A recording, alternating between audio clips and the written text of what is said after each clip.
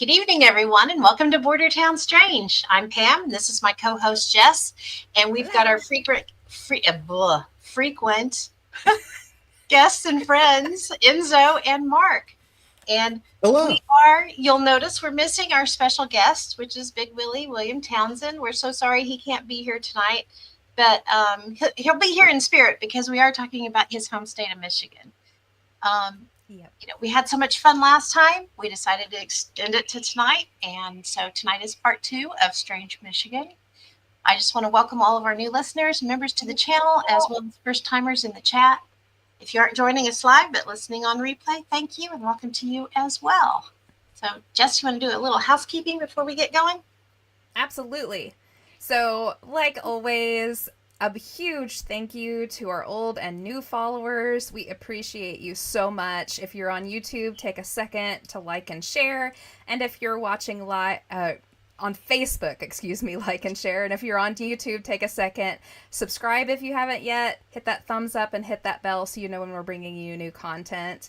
And also, if you prefer to listen to your podcast, we are available wherever you get your podcasts at. And if you can't find us on your favorite podcast platform, please let us know so we can rectify that situation. Absolutely. Also, we wanted to just remind everybody we have the Bordertown Paracon coming up here on September 27th in Caney, Kansas. If you are in the area, please join us. It's free admission for those 12 and over.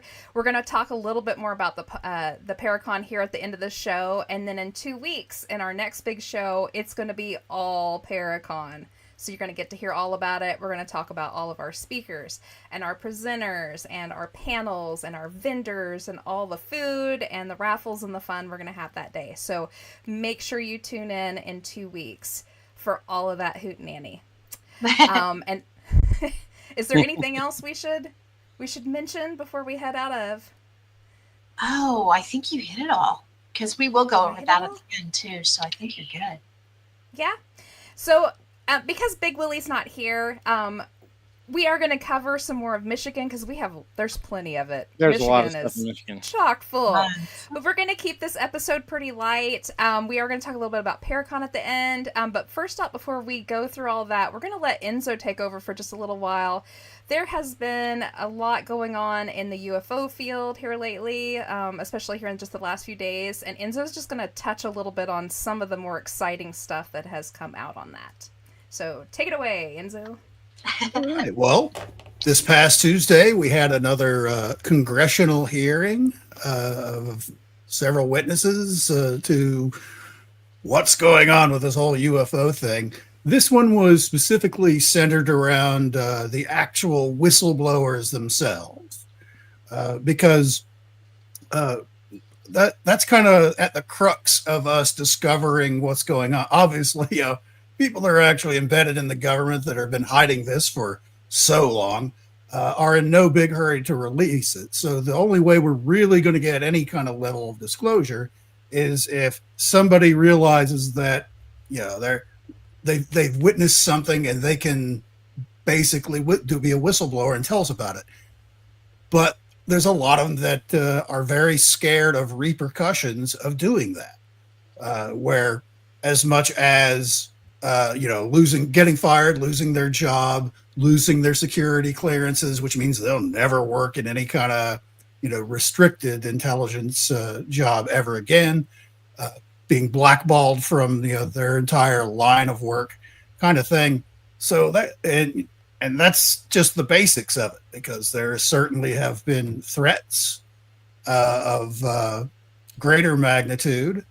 So a lot of people just don't trust AARO as well. AARO, that's the Advanced Aerospace Reports. They have not been very clear about protecting the whistleblower. And even when they do get information, have kind of been blowing a lot of people off. At least that is the perspective of the people that have gone in front of them. I'm sure we'll be hearing more about that maybe in the next briefing or at least at some point in the future. But they concentrated a lot on individuals. There were their personal stories of they saw something strange, they reported it up their chain of command, and were immediately shut down.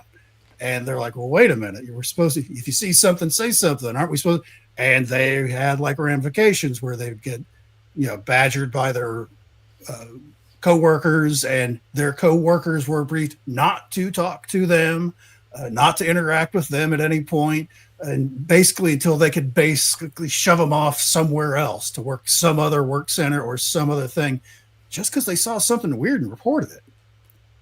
It's very bad when someone's trying to do the right thing as they see it, they see something strange over the base or the ship or something like that. Because we had a few people from various Air Force bases that witnessed something weird over the base, where security forces a person that seeing strange triangles. Their black triangles came up a few times during that thing, which is very, very specific and very interesting, because the general run-of-the-mill thing is, black triangles belong to us. We built it. I don't think they did. But certainly they wouldn't be reacting to it that way if it was. Right. But they also had George Knapp, who's the famous reporter out of Las Vegas, that's reported many UFO reports from the Area 51 area, including the famous Bob Lazar story, a lot of Skinwalker Ranch stuff initially before the TV show on the History Channel. He reported on stuff like that. So he had a lot to say. He actually had a lot to say about when back in the mid 90s, when the Soviet Union fell apart, basically the iron wall fell. He went and spoke with physicists and scientists over in Russia to ask them about their UFO stuff.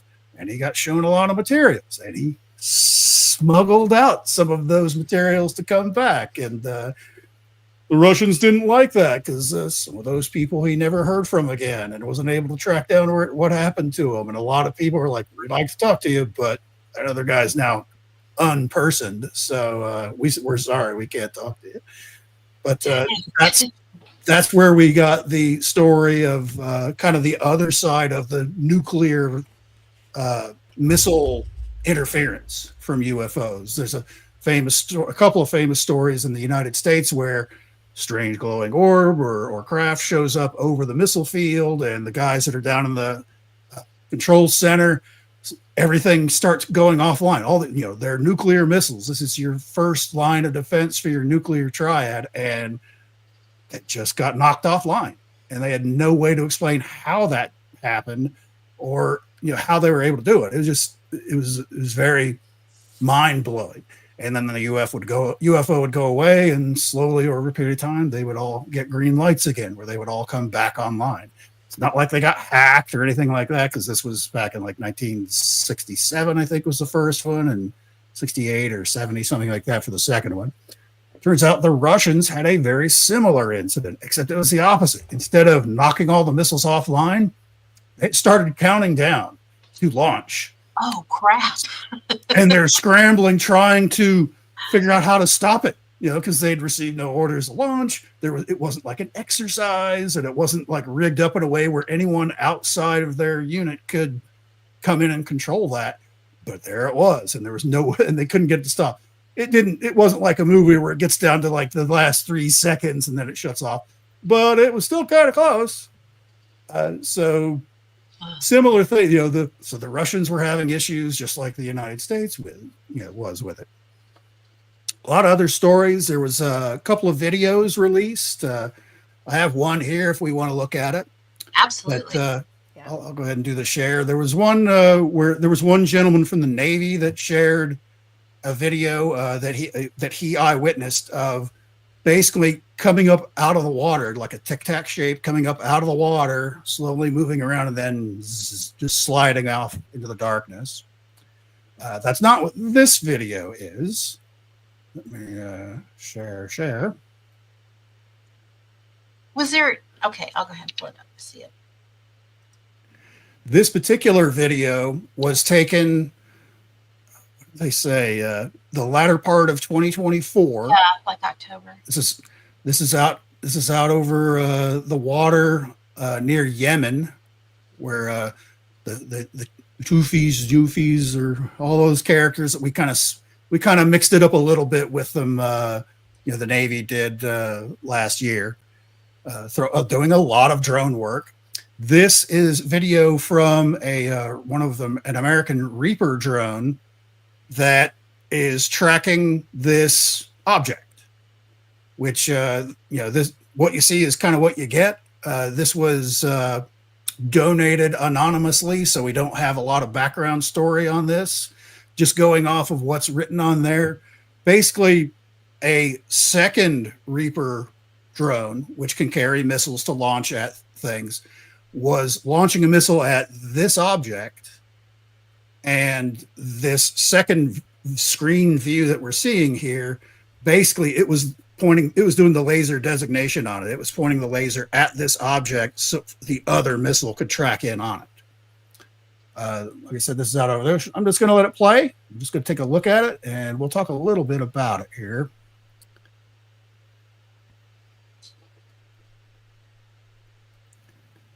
So they were locked in on it right there, right? They were locked in. They decided to fire a Hellfire missile at it, which has a lot of different variations, which you'll see it coming in here in a second, up from the left down to the lower right. There it is. Knocks the object, causes it to tumble. There's appears to be maybe something falling off of it. It switches to a wider view. It just keeps going. It was certainly impacted by this thing. We saw it wobble around. We saw maybe some stuff fly off. Whether that debris that we saw was something from the missile, because we'll rewind just a little bit back here. You'll see the missile keeps right on moving after it impacts, and there was no actual explosion. So the warhead did not detonate. It just kind of bounced off. Yeah. Now, there are some configurations of Hellfire missiles that they don't have an impactor warhead on it. There's one called the Ninja Blades or something like that, where they use that on a target that they want to try and go back and put it back together. So it has, just before it hits, it has these 4 to 6 blades that pop out of it right before it hits. So it basically dissects whatever it is it hits. Oh, wow. And this is just on a loop here now as I'm talking, but if it's in, that's so that, like, if they see a building or a target on the ground, traditionally Hellfires are an air to ground type missile, but there's so many modifications done to it over the years. It can kind of do anything depending on, it's sort of like a shotgun shell. You put the right shell in there, you can do a kind of anything. And so we don't know the exact type of Hellfire missile, whether this one was like one of the ninja ones that pops out the blades so that it just slices and dices whatever the target is. That way there'll be more of it intact that they can go back and put all the pieces back together for analysis, rather than just blowing it up. So there's a lot of people. We don't know a whole lot more than that, but that's still kind of interesting. It's whatever it was physically impacted. We saw it tumble a little bit, and then when it zoomed out, it kept going. So when it comes to those Hellfire missiles, I know there's a lot of different types of them. What are the odds of something being able to survive a direct hit from one? Is there anything that we know of that could survive a direct hit? Well, even if it didn't explode, if it was the type that doesn't explode, or even if there was some kind of malfunction, assuming we don't know the exact size of whatever this object was, it didn't look to be much bigger than the missile itself that you saw zoom in. No, maybe 4 times. Even if it was any kind of military style drone, not your quadcopter you buy at Walmart, because some of the military style drones are just like an aircraft, where it has an actual engine in it and full wings and can carry its own weapons or jamming devices and things like that. It just doesn't have a pilot in it, really. That's the difference. And as it goes on, when it being any kind of drone type aircraft, assuming that it's a drone, we'll start with that. if it were to just be impacted to the point where we saw chunks fly off of it, the parts that fly off of it, was it off of the UAP or was it off of the missile? Yeah. Did the missile come apart and all that? The direction of travel doesn't seem to indicate it's the missile, but it doesn't exactly seem like an explosion where pieces come off of the UAP. They kind of go out, but they just kind of sit there. It's not like they drift off and fall into the water. It's strange. The point where you would want to see a little bit more is right when it switches views to that wide angle view. It's like, why did you cut it there? Very inconvenient. A full speed Hellfire is moving at like 1.3 Mach. Yeah. So I don't know how fast that particular one was. But that's 995 miles per hour. It doesn't matter what it hits, whether it explodes or not. It hit hard. It should have went right through it, basically. Yeah, it should have. Even if it was, the slice and dice type, we would have seen more debris. We would have seen from both the missile and the UAP itself. If it was, say it was just a standard military drone. Because the Houthis at that time, they had drones from Iran. So it wasn't like, that was that's the other big question about this is there's a chain of command. There's a process that goes into firing missiles at something else. You have to identify, you got to make sure it's not one of your guys. It may be a friendly drone that maybe not one of yours that you're controlling. It might be from some other country that may be working along with you, things like that. Is it heading towards one of the ships and it's getting too close, so you have no choice but to fire on it? There's a lot of questions that go into just firing on the missile. Is it one of those non-exploding, ninja style, slice and dice missiles? Why did you just go with that missile? Maybe that's the only thing that was on that particular maybe the only Reaper drone that was right there. That's just what it had on the wing. It's like, well, you got to shoot with, you go to war with the weapons you have, that kind of thing. Yeah. So there's, again, many, many more questions before you even get to, did this thing really impact this thing or not? Because even if it's just shooting a log, a piece of wood at it, for hitting any kind of a drone, it should have done way more damage. It certainly wouldn't have kind of tumbled off and then appear to just kind of speed off into the sunset.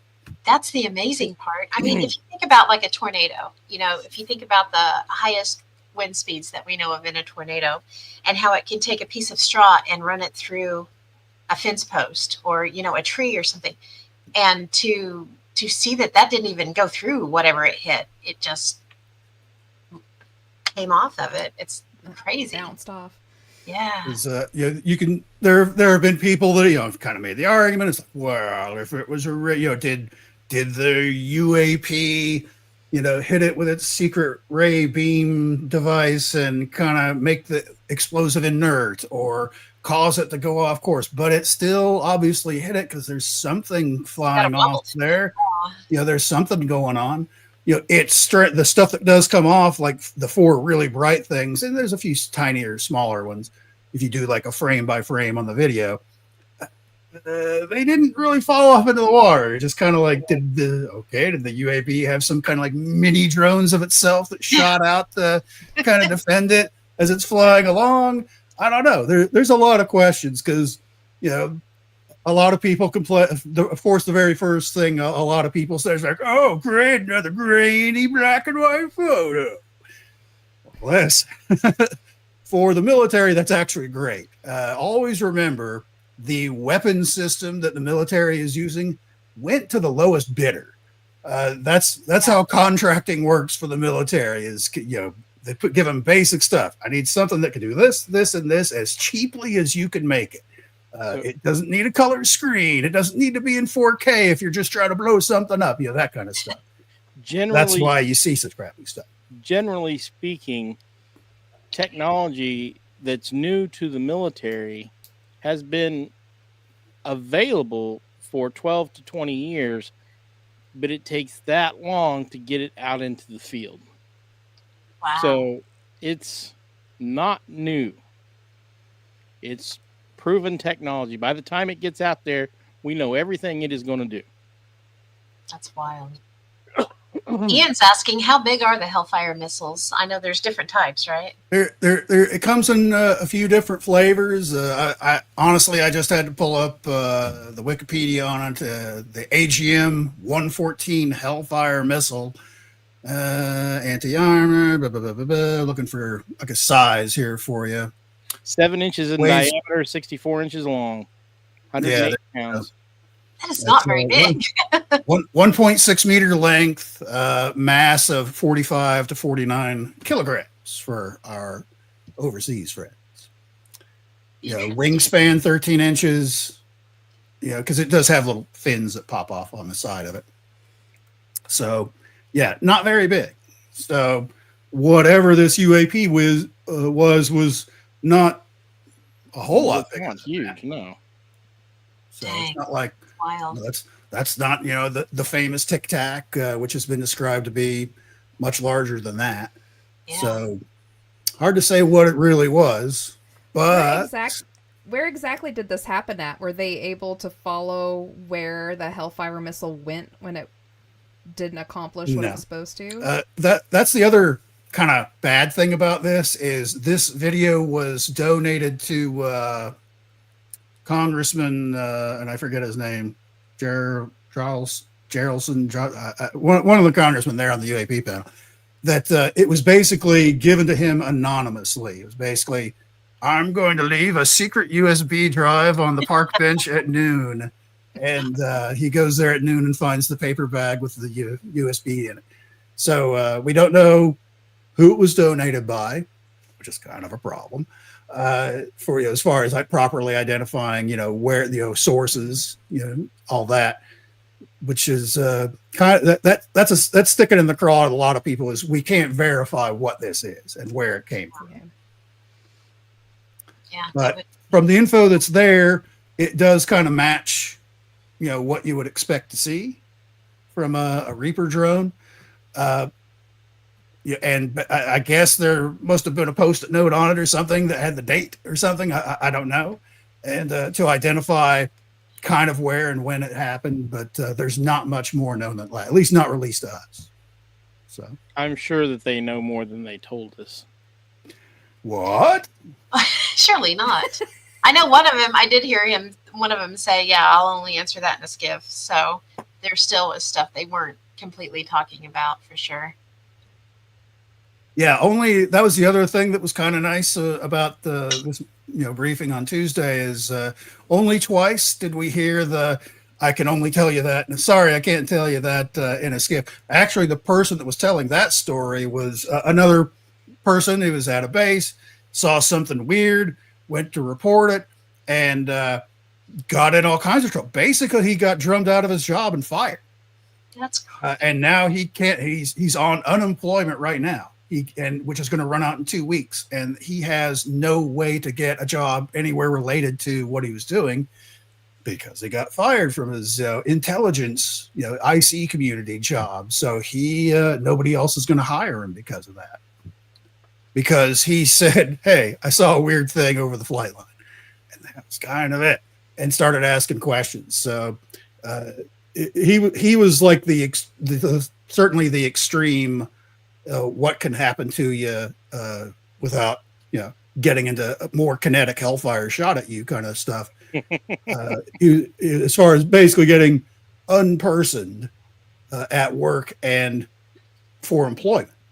So he had a lot of questions, and there were members of Congress that asked him specific questions. I don't recall what the questions were, but his answer wasn't even, "I'm sorry, I can't tell you that because you're just going." He's like, I would have to check to make certain congressperson, whoever it was that was asking the question, if you're authorized to know this before I can even find out if I'm authorized to tell you. Wow. So it's like, whoa. I don't even have that job anymore, so they won't tell me. Right. And I have no way of verifying anything because I've been fired. So, but his is a sad story. I highly encourage everyone to check that out when it's done, because there are a lot of people, once it was all said and done and all the Congress people got to say their bit at the end and all that stuff, they're tired of it. They're tired of hearing the I can't tell you because we go to a skiff, or you, or certainly not happy about. I don't even know if you're authorized for me to tell you things. They were like, so they're a little upset about that. They weren't upset at the person, but because that's the issues that they're running into is they can't just look up things like they should be able to. As a sitting member of Congress, they have to have they approve all the budgets for all this stuff. Yeah. Right. And all it literally is just a really big number on a piece of paper. Do you approve this $1 billion, whatever it is that we're not going to tell you it's going to go for? It's like, you don't know what it's going to. So that's their issue. Well, part of that's but very interesting stuff in there about, talked a little bit about, the future of this. We're moving forward. They're looking to, if they plan on having more of these, more congressional hearings with witnesses and stuff like that. But basically the story time part of, hey, I saw a thing in the sky and then I got in trouble over it. That's been very well covered now. They're ready to move on to the next step of, I had laid hands on one of these objects and know how it got there and all of these things. That's who they're looking for. But it's basically they have to try and convince people that know that level of information that it's safe for them to say something. Yeah, because right now the government has been known to unalive people for. That's true. No. Plus, I mean, they're looking at people that are actively losing their jobs right now because of information they're saying. So it's pretty risky. Why would you subject yourself to that? Exactly. Because you would be out of your entire line of work. You know, if they do that to you. I can tell you this, but I'm never going to work for them. I actually heard a pretty interesting theory about that as an incentive for future whistleblowers is to give them something akin to like the VA's, like if you're in the military and you get out, they do this medical board evaluation to determine, did you suffer any disability at some percentage, whether you had tiny little bit of hearing loss because of your job, because you worked around engines on the flight line.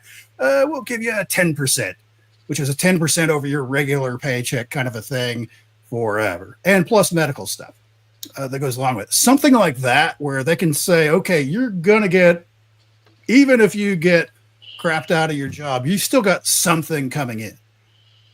Where till you find something else, at least there has to be some kind of incentive. The other side of it is some of the level they want to get into and the level of person that would know these things has probably done a lot of unscrupulous things to keep all of those secrets, where they've lied to congressional members, they've lied to presidents about their information, stuff like that. So they need some kind of top cover to where we're not going to get in trouble. And to be honest, as Mark said, some people have been unalived over, keeping these secrets over the years, or certainly had their lives ruined because they make up some crazy story that makes them look, cuckoo, and then they can't get a job anywhere else, kind of a thing. Their lives have been ruined as a minimum for that. So for someone that knows that level of stuff, they're going to need their own assurances where they're not going to go straight to jail, do not pass go, do not collect $200. Yeah. Ian said we need a latter-day Deep. Throw you a Pete. I was like, how are you going to say that? Yeah, you up to. I got nothing. But, I butcher real words. I don't need to butcher that one. Yeah. No kidding. I struggle with the English language anyway. Words are hard. Words are hard.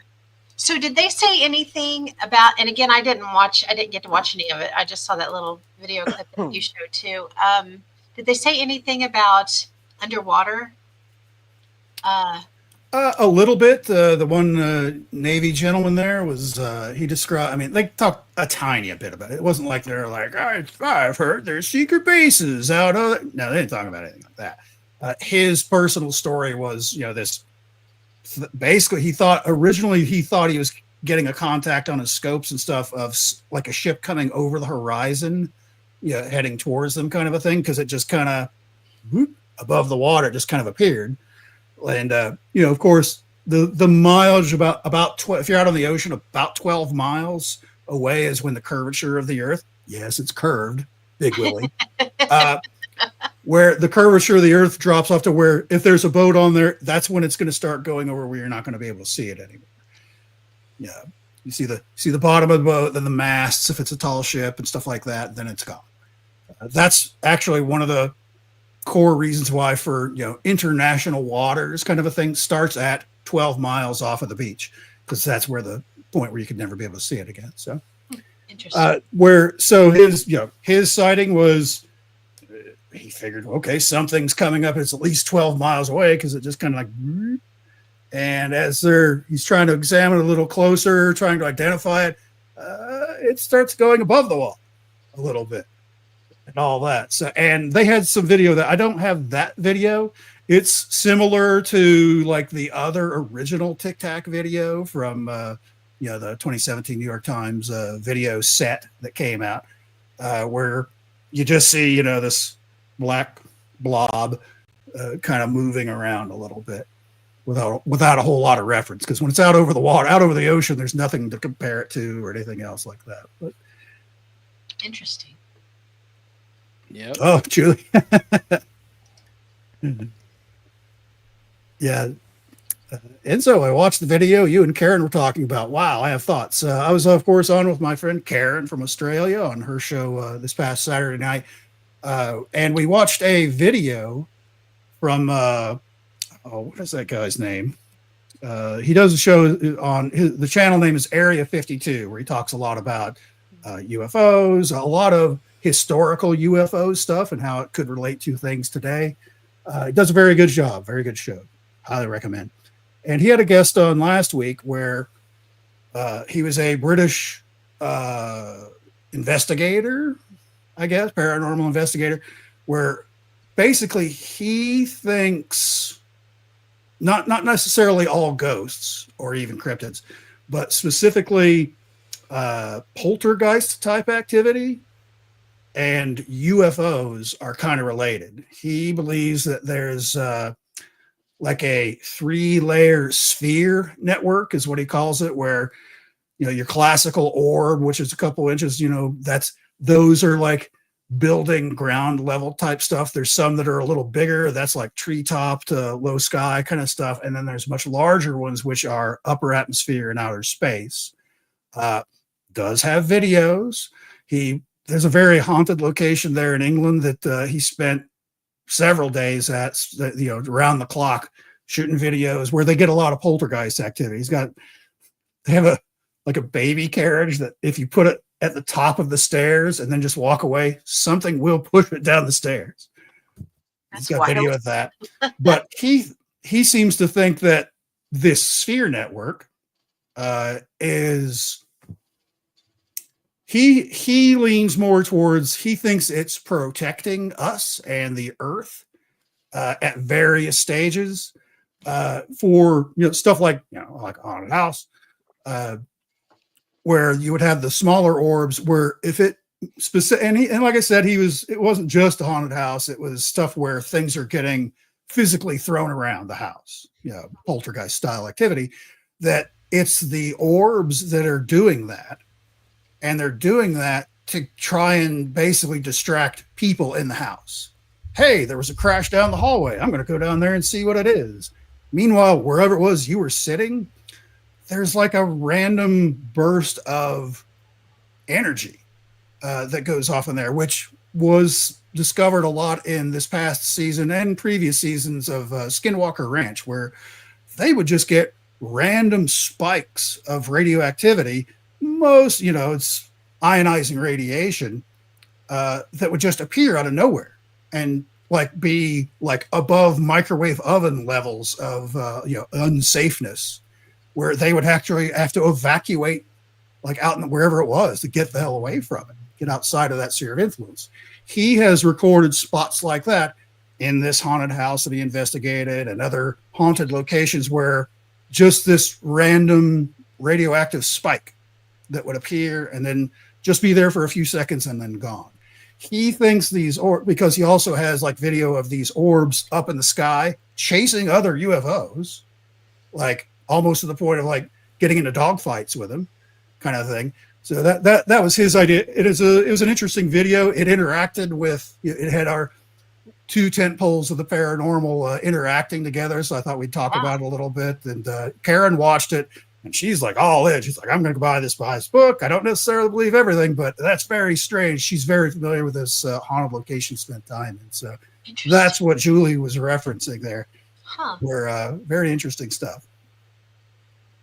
That's pretty cool. Yeah. Cool. We were talking about something similar, about hearing crashes in your house and then going to investigate and there's nothing out of place. Yeah. And it makes According to that guy, it's because wherever you were sitting in your bed or in the chair or wherever you were at, there was about to be one of those weird spikes that was going to spawn there where you might have gotten hurt. So it caused the distraction to make you go check something out. What was that noise? That's wild. Huh. Interesting. It is. Well, thank you for all of that, Enzo. That was really cool. There you go. Yeah. Yeah. It's fascinating. Yeah, there's a lot going on. We'll have to revisit that again, I'm sure. Yeah. Mm-hmm. I'm curious to see what's going to come out in the future on this stuff, too. I was going to say, I appreciate that we have Enzo available to us to kind of explain some of the more finer details of all of this, because I'm so interested in it, but I don't understand half of it. Yeah, same. So I don't feel like I'm capable of like speaking on it properly, without knowing like all the different facets of it. So thank you, Enzo, for talking about it for us. My pleasure. Just everyone has their thing that they like to focus on. For a lot of people, it's ghost stuff. A lot of people, it's cryptid stuff. Mine's the UFO stuff. That's what I concentrate. That's why we So brought I you have on two board. There you go. Ian said, I have two cats. Unexpected crashes are the norm. They're never guilty, obviously. Have you seen the video of this cat? I feel you, And Ian. the owner's like, my cat and I trying to figure out what happened to the vase. And you see the vase all crashed on the floor, and then it pans over to the cat. And the cat's got this, I don't know what happened, look, but it's got the neck of the vase stuck around its neck. Like, I don't know what happened. Gee, it just fell out of nowhere. I don't know.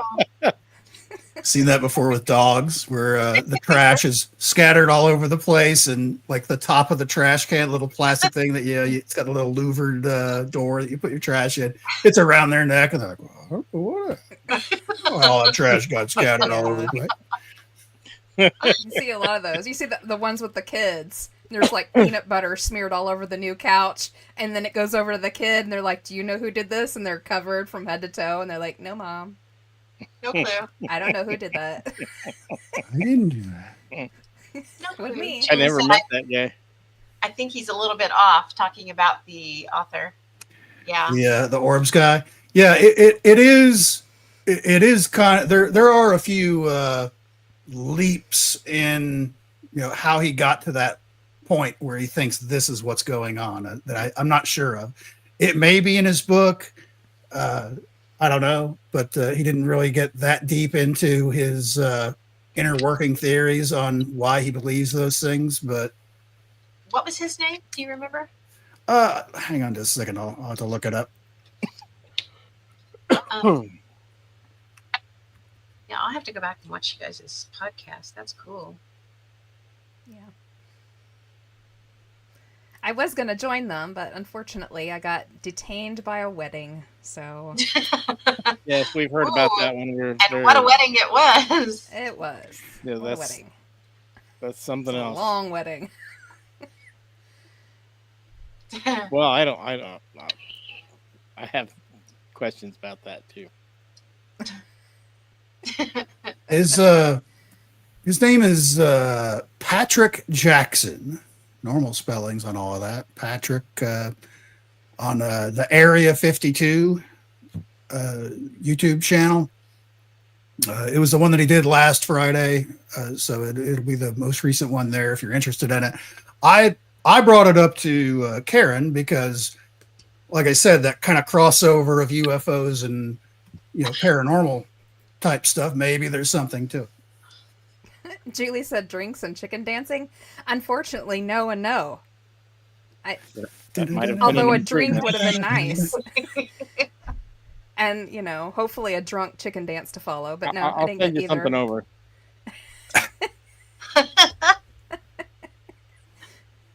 That would be a drunk Anyways. chicken dancing. Drunk That's the chicken. only kind.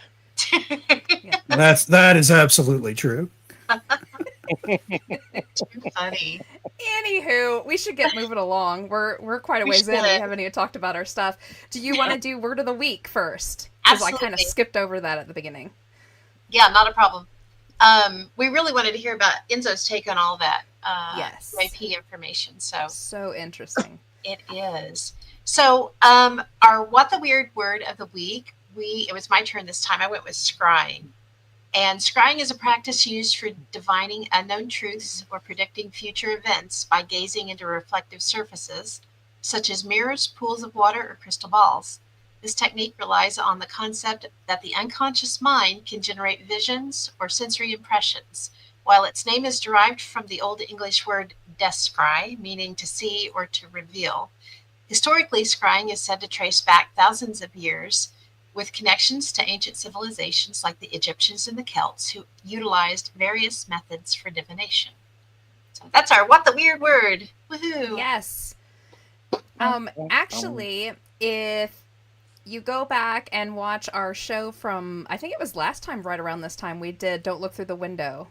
Or Yeah. Don't Look Out the Window. It was kind of our Halloween scare the It crap out was. of you show, which Yep. it totally did. We It scared me and creeped out. Pam. We actually discussed scrying just a little bit on that show because looking at a dark window, at nighttime, looking from inside your home towards a dark window can actually cause that effect too. It can become its own scrying mirror. And I think a handful of the stories that we told actually kind of involved a situation where that was kind of occurring. They were seeing something that they didn't think was actually existing literally on the outside of their window. They were seeing a reflection back in at their living situation that wasn't what they were seeing on this side. They were seeing a reflection of something very strange Yes. in the room with them. So That's Yeah, one of our that more works. popular episodes. So if you get a chance, if you haven't seen it, that's definitely a good one to go watch. yeah, go watch it at night near a dark window. Yeah. It won't be long. Pam and We'll I- be here for our Halloween show this year too. Yes, that's going to be coming Not up. far We're going to from do a now. party this year. And I Oh. think our spooky one, I think we're going to do doppelgangers. We're going to do doppelganger stories. So, I don't know. Maybe we'll have to have Enzo and Mark on and scare them too. Or Absolutely. maybe my evil twin. Enzo can tell us his doppelganger story. Yeah. It's actually you kind of heard it when I'm the one line of text that I put in the chat the other night. It's pretty cool. All right. All right. Move along. Where do we want to start? Do we want to start with like the cryptids? Because I think that's kind of where we left off at. We were just getting ready to touch on Michigan cryptids, and there's a lot. There is a lot. Dogman is probably the most famous. He is he's so famous in Michigan. He is the Michigan Dogman. Like he gets the whole state name in front of Wow. him. He's so impressive. Yeah. We can totally start with him. Yeah. So the earliest sighting that I could find of the Michigan Dogman was 1887, Yeah, that's what I have. right? The Wexford County, Michigan encounter. It was seen by two lumberjacks. Apparently, they reported that he was around 7 feet tall, had blue eyes or yellow eyes. I'm unsure how you can get those two. Somebody was Mixed colorblind. Something. Bipedal torso of a man, and a howl that sounded like a human/animal scream all at the same time. And there's a legend that comes along with him. Apparently, he only appears every 10 years, in years ending with 7. Although I found other encounters that didn't fall on those particular dates. But it has a whole legend wrapped up around in it, which I Does thought it was have to so be a interesting. 7, or is it just a 10-year cycle? Well, if it's a 10-year cycle and the first one was on a 7. Right. Yeah. I did, however, find one that fell in 1938. So either they didn't see the real Michigan dog man, maybe there was an imposter dog man. Or he got confused and showed up the wrong year, maybe. Is that a leap year? Maybe he was just confused. Maybe it was a leap year. There you go. That could have been There you go.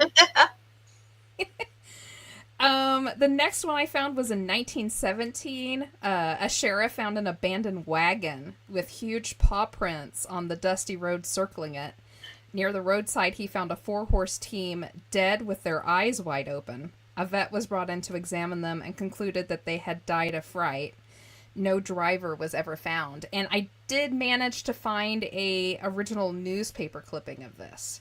Not saying that makes it real, because newspapers were known back then to kind of, up their storytelling game when newspaper sales were low. So, take that with a grain of salt. Mm-hmm. They were good about that. Yeah. Yeah, it makes it hard to trust anything from back then. It does. I will say much this, like the though. news today. much like the news today. I will say this, though. If you're going to deep dive like a topic like this, if you go looking and you find several different stories on it reported, but they're not the same pre-cut and just retold over and over again situation, where you can see that maybe a reporter or something went in and did some of his own research. Maybe in one of them it has, like some words from like the family or the victim or, whatever type of situation you're looking at. It's probably more apt to have a grain of truth to it. However, like, for instance, the Stoll Cemetery Gateway to Hell story from the 70s, if you go back and look at those original publishings all the way through like the Kansas City Star and the big newspapers, it's all exactly the same thing. They've literally just cut and pasted it. Regurgitated. So, yeah, it's just the same thing regurgitated over and over again to get sales up. So, always be careful when you're doing research. Dig a little deeper. Let's see here. Moving on. Okay, we're still on Dogman. So in 1937 was the next big one that I found. This one happened in Paris, Michigan. It's called the Fortney Encounter. Robert Fortney was fishing and was approached by 5 dogs, and one large black-eyed dog suddenly stood on its hind legs and appeared to be smiling at him, even after Fortney fired a warning shot in an attempt to scare them away. So now we've got a smiling, standing dog. Makes me think of the Christmas story at the end where they're at the restaurant and they're like, the duck, it's smiling at me. Yeah. Whack. Whack. The 1938 encounter, which would have been the next year, a man fishing at the Muskegon River encountered one wild dog that suddenly stood on its 2 legs and it glared at him. So maybe it was the same dog, but he was unhappy that day. I'm unsure. Yeah. But also, and I'm not going to sit here and go through all the reports because we'd be here forever, but he has been seen all the way up through 2017. He was seen multiple times in the 1950s in Allegan County. I'm not sure because Will's not here to correct me, so you get what you get. In 1967, there was another cluster of sightings in Manistee and Cross Village. And then, of course, into, I think, 2017 was the last verified sighting that I could find. So he's just kind of all over the place. He is. It's cool. So in 1987, on April Fool's Day, of all days, there's a DJ. His name was Steve Cook, and he wrote a song about the Michigan Dog Man. And that really kind of got renewed interest in the whole subject again. But it was fun because it described various encounters over the decades with a creature that left paw prints that frightened teams of horses to death. It menaced the crew of a scooter, and it was peering in a van of hippies in the 60s. Zoinks! Right? That's what I was picturing. Awesome. They did. The reporter that did this particular story I pulled from, they did talk to Cook. And he had heard of maybe about 100 sightings since the 80s. So that's pretty cool. There's actually been 2 short films made about it as well, and both starred Michigan native Larry Joe Campbell. So if you're interested, you might go find those to watch. Yeah. There you go. All right. So which cryptid do we want to hit next? Because there's lots of them. Who's got one? Put an X next to this. I mean, I have tons, but yeah, just grab one. okay. Yes, that's a weird let's see here. A weird one. Let's see here. Well, we talked a little bit last time about the Michigan mermaids. They're actually Native American legend there. Really? Yeah, and they're pretty much the same when you think of mermaids. They're basically a siren that hangs out in the rocky shallows of the Great Lakes. You know, they sing their beautiful little tune and, you know, hypnotize the sailors and drag them underneath and eat them, or, you know, rip their heads off, whatever it is that they like to do. So there's that. There's the ogre of Sini. He's found in the upper... He's in the Upper Peninsula. He's kind of like a Bigfoot, but he's known for his appetite for live animals. Apparently, can't take your dog for walks out there because he'll snag them and munch on them for a snack. I had heard he's supposedly he was originally a man named P.K. Snapjaw Small. He was an outdoor worker in Sini, who had built a reputation by completing wild and disgusting challenges for alcohol. And records claim he would eat animal droppings and willfully dirty himself in public if you would give him drink. I think I know that guy. Do you know him? You sound familiar? I think all of us in our lifetime has probably encountered that. I met that guy in Winfield, Kansas back in 1986.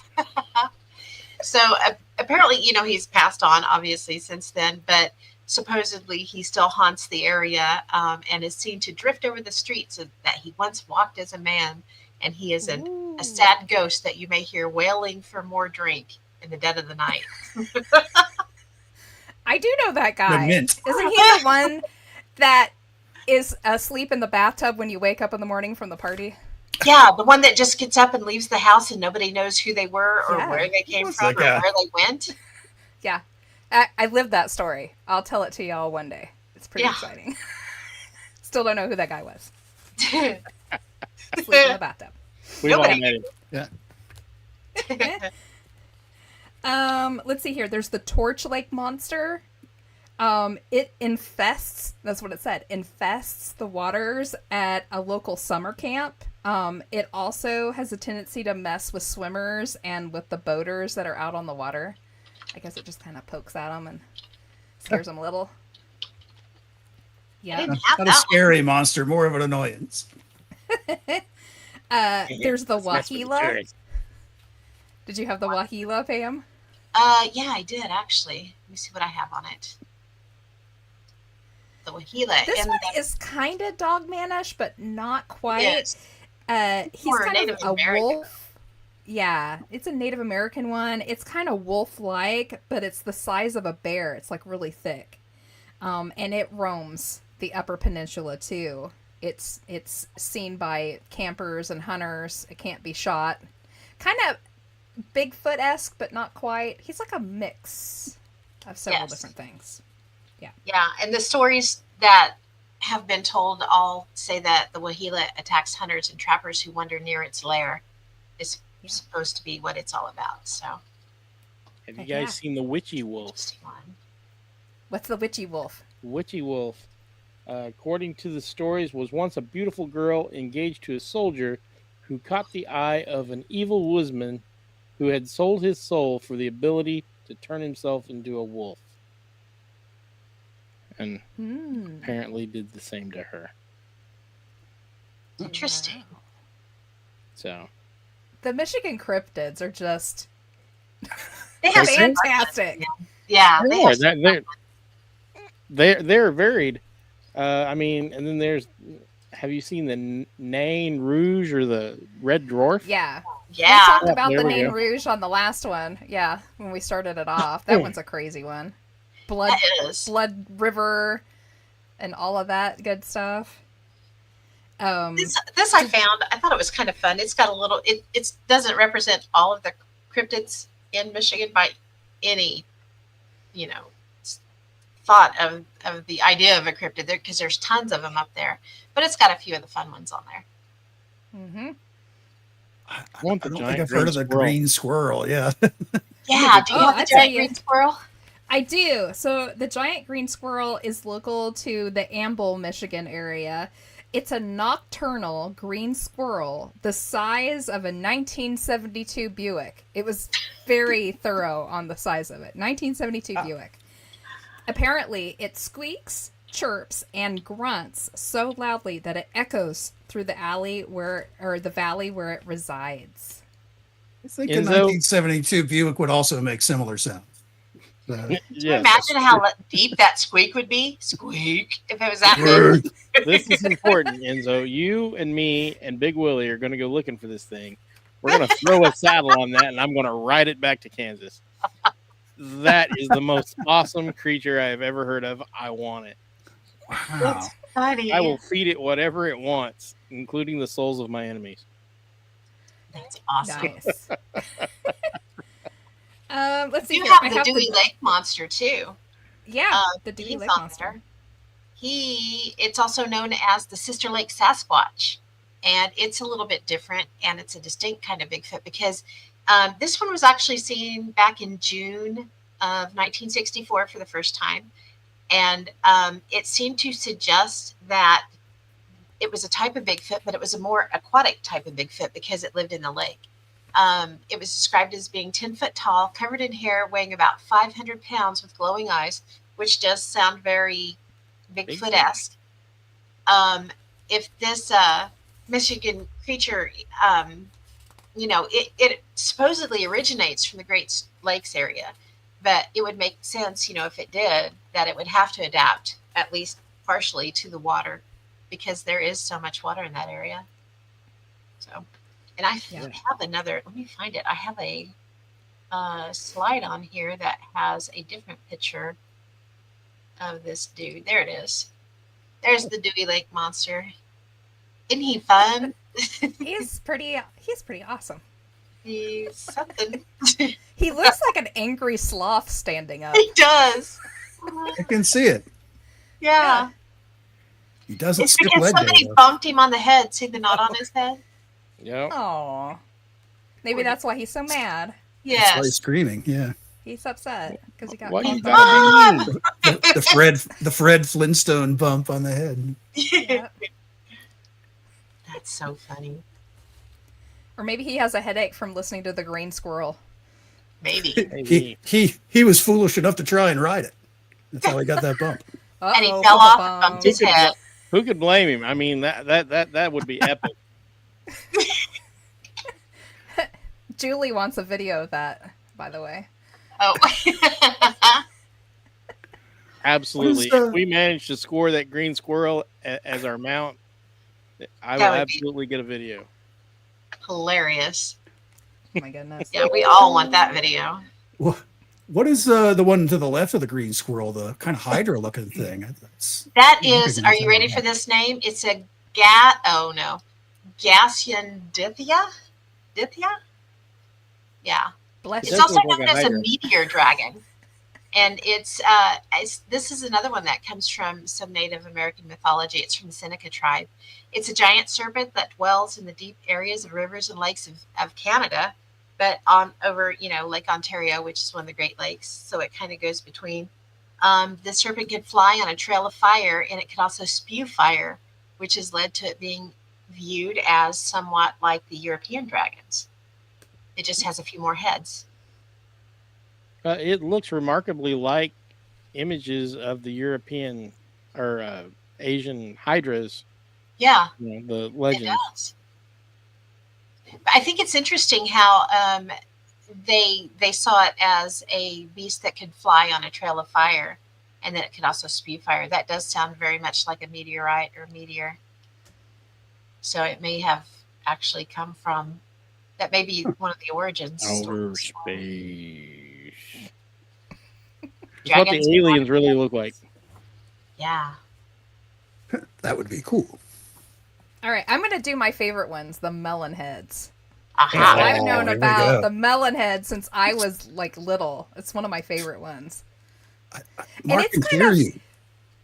It's like kind of, they're called a cryptid, but they're also like a haunting. They're also like supernatural. It's a whole mix of stuff. I think that's why the melon heads, and it's an urban legend on top of that. Like it has a game Yeah. that goes along with it when you drive out on the road by this place. So the melon heads, it's from the Saugatuck, Michigan area. I hope I said that correctly. If I said it wrong, That's it's your how I fault, would have Will. said it. Should have been on here. So their defining feature is they have extraordinarily huge bulbous heads. And they inhabit this forest area by this old abandoned mansion / in some stories it was an insane asylum. In another one, it was an old hospital where they were doing research they weren't supposed to be doing, kind of like an Island of Dr. Moreau type of thing. There's so many different legends with it. So, but basically, they're supposed to be or had been children who had, what do you call that when your head swells? And Hydrocephalus. hydrocephalus. That's how you say it. So, and they were apparently experimented on. They escaped this asylum or hospital or whatever one you want to choose to believe and escaped into the woods. And they existed by, eating the wildlife and just becoming basically part wild people.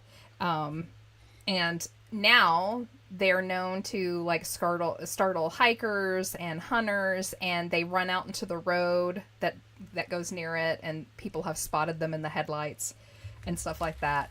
And in some stories they're vicious and feral, and in other ones they're scared and they try to get you to help them, but they're so scary you can't, you don't want to. But it's just one of my favorites. It's one of the ones I heard when I was really young, and it just kind of sticks with you, you think of a kid with a gigantic bulbous head. Reminds me of the aliens from the cage in Star Trek. Yeah. Yeah, kind of. Yeah. That's fun. I guess this is actually kind of there's more than just the melon heads of Michigan. There's supposedly other ones around the country. I know there's one set of them. They're called haunchies of Wisconsin. And then there's some that are found in Florida and New Jersey. But someone had done some research on it and came up with a case out of Florida. And it was a wintering spot for circus people. And they did a 2013 article that was in the Grand Haven Tribune that suggests that a physician named Dr. Crow, he studied hydrocephalus after World War II, and he created these mutants. And so that's kind of the same story, it's just in a different place. But those creatures are said to have rebelled and attacked him, and that, So it's interesting that I always think they're fascinating if they pop up in more than one place, something very similar. But yeah, it's kind of cool. That Oh, is hi, pretty Selene. interesting. Oh, There yeah. he is, the man, the myth, the legend. So do we have any more? I'm out of cryptids now. Oh, I have a few more. Okay, go for it. Let me pull this slide up to show this one. Actually, it's on here. It's the Why can I say it right in my head and I can never say it right when it comes out of my mouth? Mishapishu. It's down in the left corner. It is also a Native American born cryptid. It's a water creature as well. And it seems to have features that are like a cross between a cat and the Loch Ness Monster. And this one lives in Lake Superior, and it's reputed to attack boats and swimmers when it succumbs to its evil nature. The origins of this one are pretty cloudy, but some say it began as a government experiment that went wrong. So that's always fun. Yeah, those are always the best ones. Those are the best ones. Gotta love them military experiments. Yay. Right? Let me see what else I have on my list. Well, over they've here. made some. I mean, they make good stories. That's why there's so many movies about military experiments gone wrong. Right? Mhm. That's true. There's a Paulding light. Did you find that one? It's in the Yeah, but it's Oh, not a yeah, cryptid we're doing though. cryptids, aren't we? Yeah. Sorry. I was just The only other cryptid I have is, of course, the Bigfoot. Oh, I have Huron's murky mystery called the humanoid swamp monster. Ooh, do tell, do tell. So this one is located in the swampy regions within the Huron National Forest, and it's a vaguely humanoid figure that's seen lurking in the marshes and the bogs. Witnesses describe it as tall, moss-covered, and silent, with glowing eyes. Encounters are very rare, but some hikers do report feeling watched or hearing sloshing footsteps that vanish when investigated. Theories possibly a misidentified Bigfoot type creature, but others claim that it is a unique regional entity tied to the forest wetland ecosystems. Nice. There's a Lake Leelanau, Leelanau. Will's fault. Yeah, can't even say that. Water monster. This one is not directly in Huron, but it's close enough to, call it home. It's said to dwell in swampy areas near Lake near that lake.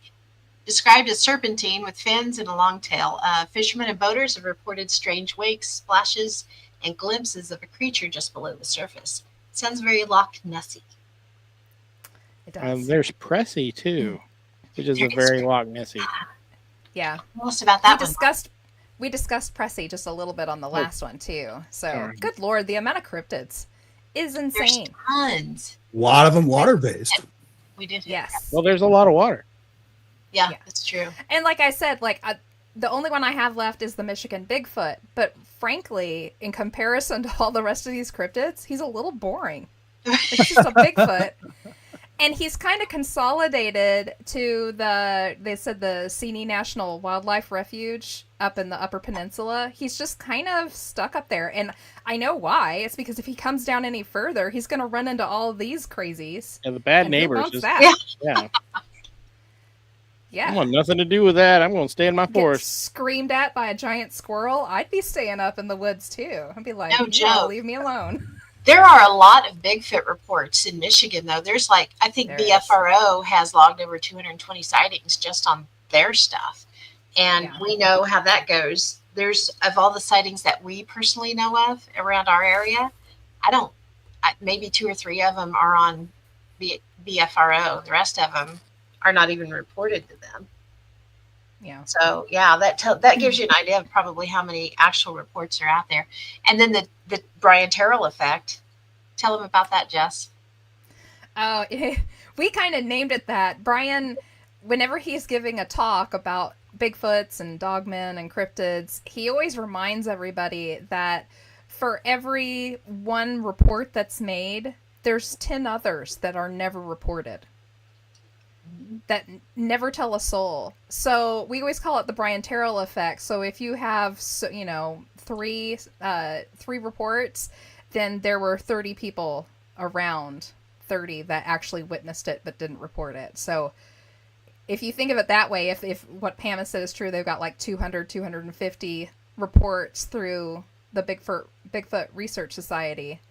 Imagine how many people have actually seen. Yeah.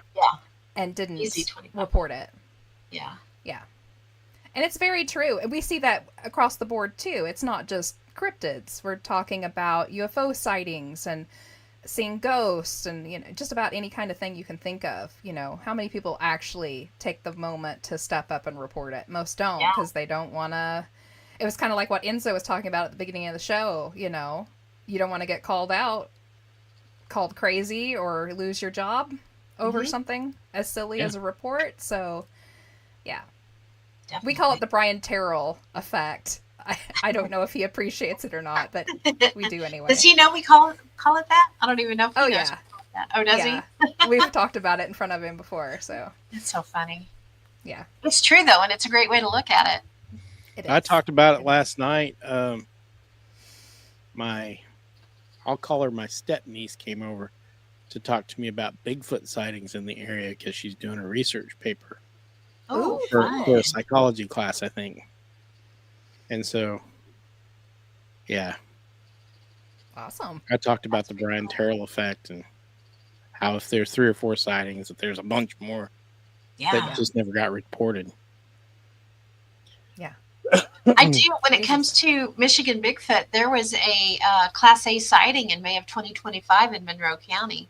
There was a father and son. They were both fishing near Plum Creek with their dog, and their dog actually went and startled a large dark-furred creature that was crouching in the marsh, and it bolted upright and ran away on two legs through the brush. Yeah. They described it as a gorilla, like from behind, nearly 6 feet tall, even when it was hunched over. So it was pretty big. They said, a direct quote, "The trees were shaking. We thought it was a group of deer. Then a huge thud hit the ground." And BFRO investigator Matt Moneymaker deemed it a credible sighting, distinguishing it from bear behavior. So it's kind of interesting. Cool. Yeah. Yeah. I have a couple more too. What ones do you have, Jess? Oh, I didn't list any because we already had so much stuff on the other cryptids. But if you want to tell another one, you can. Let me see if I can find a good one. Oh, here's one from 2008 at Bass Lake in Marquette County. Large footprints were found in deep snow, spaced too far apart for a human stride. Locals have long whispered about the woods walker, is what they call it there, and it's a shadowy figure that they see crossing trails at dusk. That sounds very Bigfoot-like. Yes.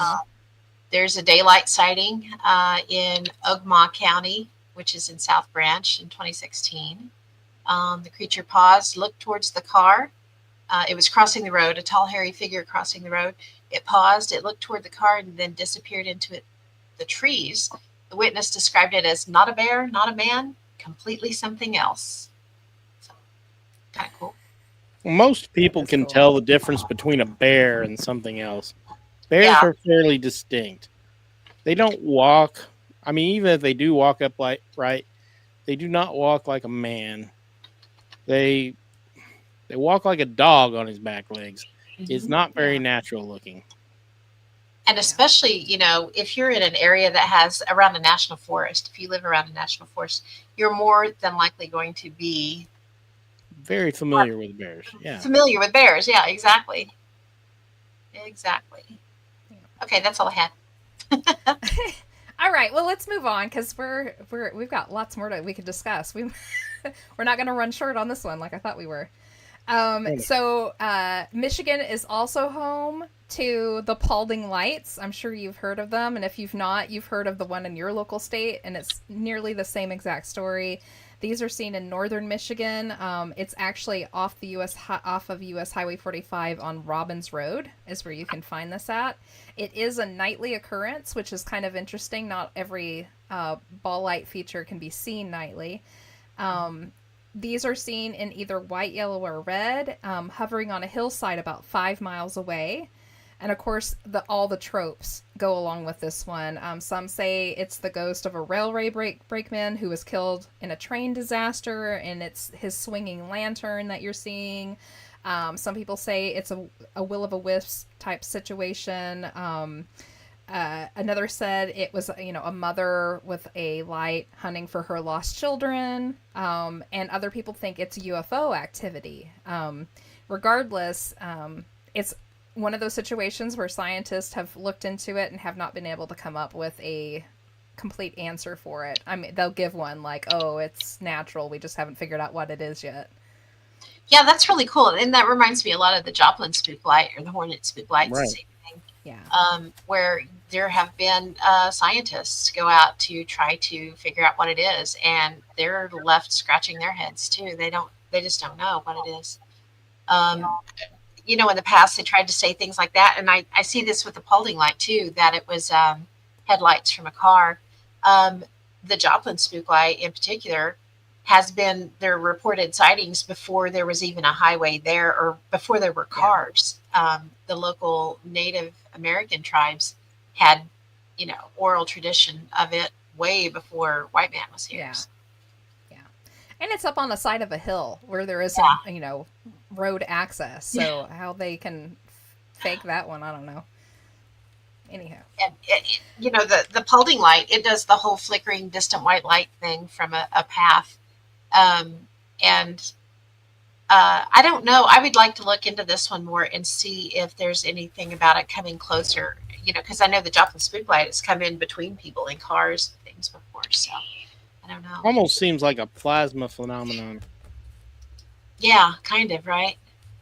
Ian's headed out. So I thanks got for it. being out with us.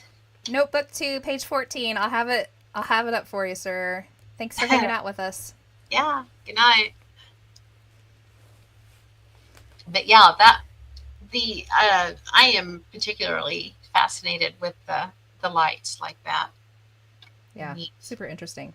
Mhm. Another interesting one, I'd found this, and I don't know how interesting this is going to be to everybody at home, but I know it'll interest Pam, because Pam and I have a great love for, like, Lover's Leap stories. Yeah.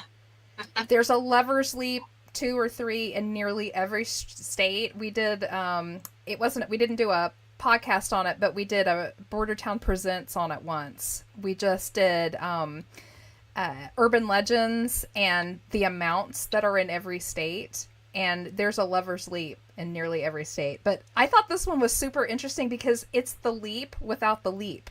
I'm just going to read it because it's really interesting, and it's got like a ghosty, weird, supernatural thing going on with it.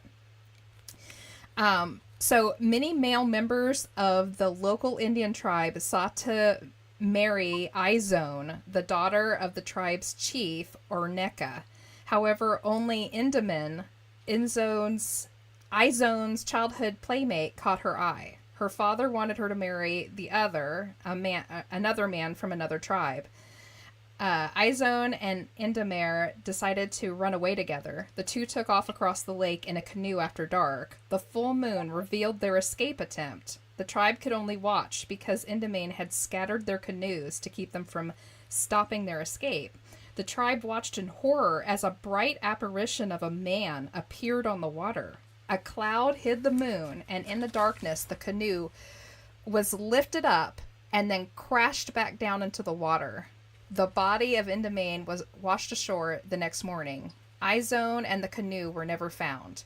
The event took place near the deepest spot of Devil's Lake, called the Devil's Hole, which is 63 feet deep. Today, the spot is marked by a rock outcropping called the Devil's Chair, the rock the chief waited on in vain, waiting for his lost daughter. There are a lot of lost daughter That's stories cool. in Michigan. Yeah.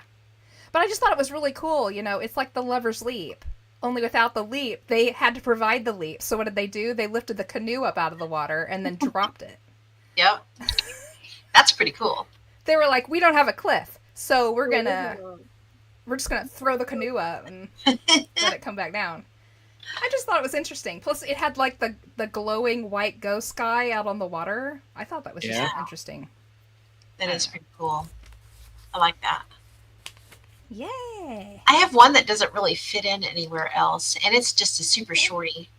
Little Mary's Grave in Jackson. Have you heard of that one? I have not.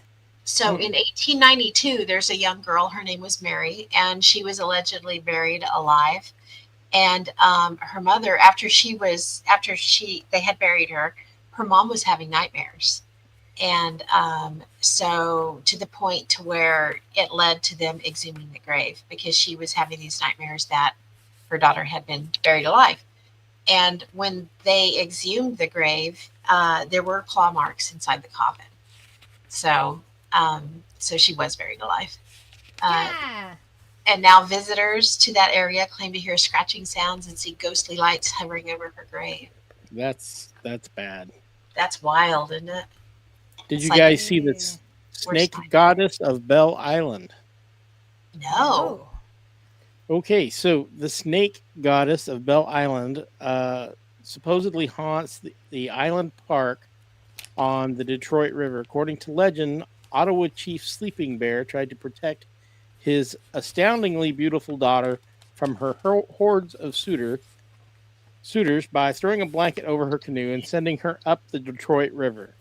The wind, a conscious entity also taken by Sleeping Bear's daughter's beauty, blew her blanket away and set her canoe downriver. Unfortunately, she was kidnapped during her journey, but the wind intervened and rescued her. It then sent her back home to Sleeping Bear. Sleeping Bear decided to put her on Bell Island and requested the spirits protect her. The spirits complied by surrounding the island with snakes. Yeah. and granted Sleeping Bear's daughter the ability to transform into a white doe to avoid capture. From then on known as the Snake Goddess, she was also granted immortality. Interesting. Bell Island visitors still claim to catch glimpses of the snowy white deer today. Huh. That's pretty cool. Cool. Lots of missing daughters in Michigan. I don't know what's Well, up. speaking of missing, we can do the missing cluster. Holy cow, the missing in Michigan. Holy cow. So, and this isn't even lake missing, the triangle missing stuff. So, the biggest one is the Northwest disappearance cluster that happened. It started in the 1860s and went all the way through to 2004 or 2024. Oh, wow. Was the latest one in this area. It's a tiny little area. It's made up of Walhalla, Mohawk, Norway Lake, Fountain, and Houghton Lake or Houghton Lake. I'm unsure how to pronounce that. It's in a small area, but inside of that has gone missing a Katie Flynn, a Raymond Mackey, a Edward Wolf, a Kenneth Scott, Carol Van Hula, Christopher Hallex, Joe Cooley. It could go on and on and on. I'm not going to sit here and list them all. I did, however, pick just a little handful of the most interesting ones. They all have strangeness around them, and some of them have been found, but were found in very strange ways, or were found dead in places they shouldn't have been. It's all very missing 411. You can go and just type in Michigan missing, and you're going to find all these stories. So the first one I'm going to do is the earliest one, Katie Flynn, which happened in the summer of 1868. This happened 17 miles east of Ludington. She walked away from her father and went missing for 36 hours. She was later found and claimed she had been fed and taken care of by a bear. She had teeth marks on the back of her clothing where she had told them she'd been carried.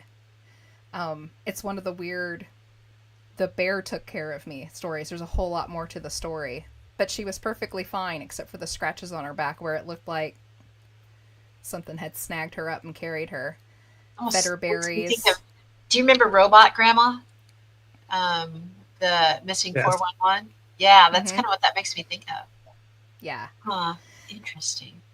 The next one I wrote down was Kenneth Scott. He disappeared in November of 1958 on Iron Mountain. He was 4 years old. He wandered away from a picnic with his parents and was found miles away 3 days later, mostly naked and dead from exposure.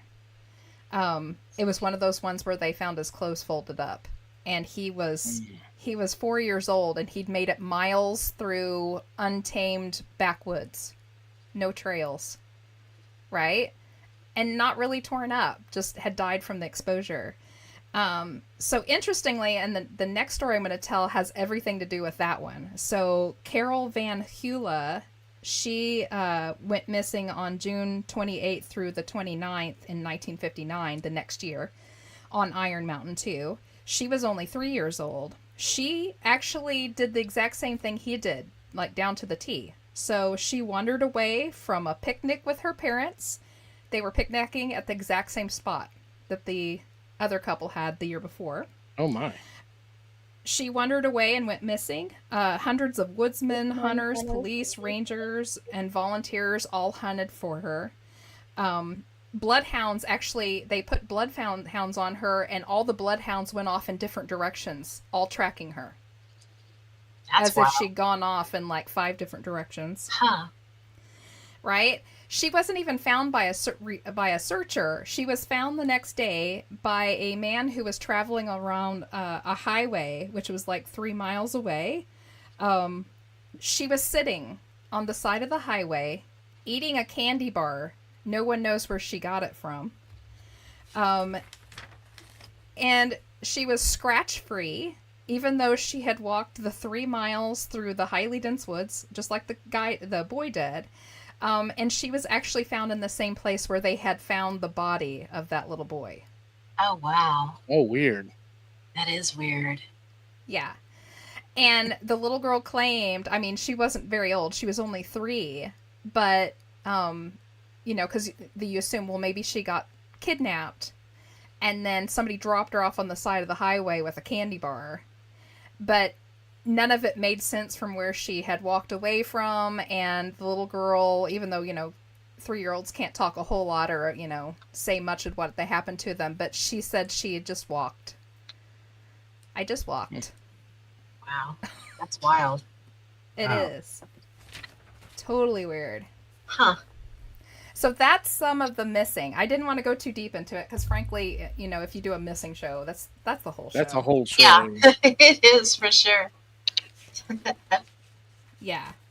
So besides that, if we do any of the Viking stuff, I just have a whole bunch of missing time stories from the Upper Peninsula. What do you got? How about we do the missing time stories from the UP, and let's save the Viking stuff for another show. Maybe not one on Michigan, but maybe one on. Maybe when we can get our resident Viking back, and he can. Yeah, for sure. And one that we can really, because that's going to take. I would like to spend some time on those. Yes, those are cool. That would be cool. All right, so the missing time story. So the Upper Peninsula is a high strangeness area.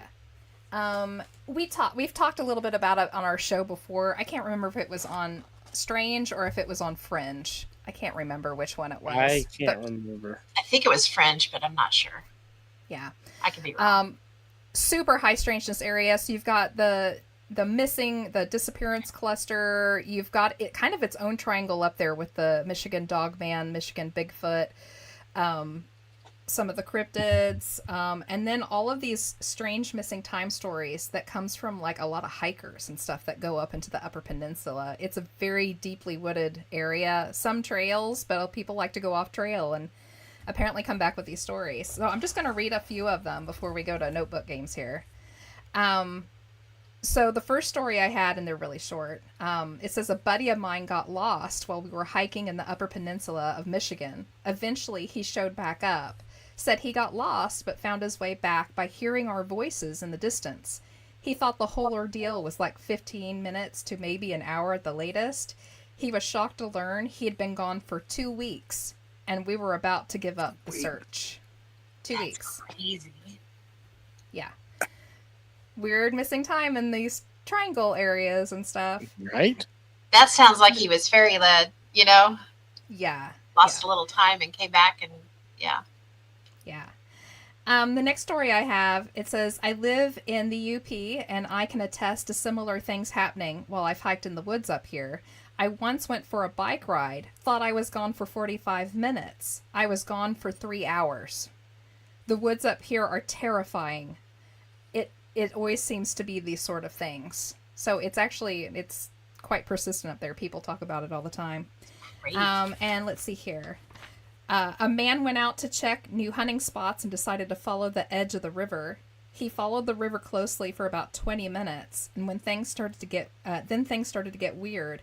It started to feel like it was taking too long to get to the first clearing he was aiming for. He checked his phone for the time. It said 4:12 p.m. No signal, so he couldn't check his location. He put his phone back in his pocket, looked up, and suddenly he was not by the river anymore. He was now standing in a place he'd never been, with no trespassing signs and no river in sight. Completely unnerved and confused, he checked the time again, and it still said 4:12 p.m. He used the sun to head back to where he knew the river was supposed to be. He trekked his way back, found the river, walked back to his truck, and headed home. He found the mystery spot on Google Maps and realized that it had been over a quarter of a mile away from the spot at the river that he remembered. Later, he remembered how eerily quiet it was when it happened. And I have Oz effect written in the thing. But yeah, it's that kind of stuff that happens there all the time. Oh yeah, we were doing high strangeness areas because the next thing on my list is Hoya Bachu. Oh yeah, yep. That may have been strange. Maybe. I can't remember. We do too many podcasts. It wasn't that long ago, though, was it? Wasn't it just like maybe? Hoya Bachu wasn't too long ago, but I That was Fringe. Yeah, that was the but Fringe. we did Hoya Bachu all on its own. I think this was a grouping.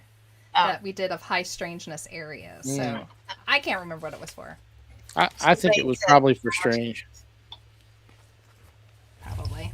So Vane said, wow, 2 weeks, that's long. Yeah, that is a crazy amount of time to be gone and not. It is. Yeah, that would freak That me reminds out. me of that. Do you remember we were talking about, it's been a little while back, but not too long ago, that lady and her brother that went missing in Arkansas? She was from the Oklahoma area, but she'd gone to visit her brother, and they had taken a hike up into the Mark Twain forest, I think. And he came out all flustered and weird and said that she was back there and Didn't she just something like that. Yeah, he turned his back and she was just gone. Yeah. Is that it? And Yeah. then they hunted for her for it was 2 weeks. Mm-hmm. And she finally just showed back up completely unhurt, clean, well fed. And she was sure that she'd only been out there for an hour or something like that, but she'd been gone for weeks. Yeah, Mark Twain is a weird place. It is. It is. There's weird stuff that goes on there all the time. All right. Mark Twain would be proud that it was named after him, actually. I think he would. He liked weird stuff. I mean, he did. Okay, is it time? It's time. It's time! And I'll do ends first. So everybody at home, if you're watching live on the chat, you know how to play the game. Pick a notebook 1 through 5 and a page 75 or under. Actually, you can do 100, I believe, and under. I have the big notebooks out. So I'll look up his first while everyone's getting theirs. I do. I have the thickies out. Woohoo! They're pretty thick. That's funny. So Got the big guns out tonight. I got the big guns. Well, it's because we were doing all the Michigan stuff, so I was going through some older stuff trying to find. Okay, we're doing 14. Yeah, notebook 2, page 14. Okay. Okay. This is on. Oh, Harry Man Road. Harry Man Road. Yeah, this is You have your own road. Is that the street in front of my house? It may be. It sounds like Bigfoot, but it's not. So this is a Texas legend. This is around the Round Rock, Texas area, the Brushy Creek area, to be a little bit more precise. This is actually a big thing down there. Yeah. So the legend is, in the mid-1800s or so, a young boy became separated from his family during a heavy storm. He and his family were part of a large caravanning group of settlers traveling through the area. They were attempting to drive through the creek area quickly to beat the rushing water. He fell from the wagon and was washed away. The boy managed to survive, raising himself in the wild. He became a recluse and would terrorize anyone who came along the creek path. He would often frighten horse riders and stagecoaches, bringing harm to the easily spooked horses and the people and supplies they pulled. He had become a legend while still alive, but one day death took him. He was trampled to death by one of the stagecoaches he had attempted to intimidate. Now the hairy man haunts the Bushy Creek area, repeating what he couldn't accomplish in life. So that's the legend. And the haunting is that if you drive down this road and turn your headlights off, you can catch a glimpse of him running through the trees beside you. Also, if you roll down your window and howl like a wolf, he will howl back. He also is known to run in front of cars, forcing them to slam on their brakes, and then he'll vanish. And he will also run beside the cars with his face in the window to scare you. So the interesting thing about this legend is it's an extraordinary old legend, so old in fact that this was a true tale that they told back there when the settlers were coming through. They always warned people and stagecoaches not to go through the Brushy Creek area because the wild man might come out and scare your horses and it could tip you. So it was like, did he really exist? I don't know.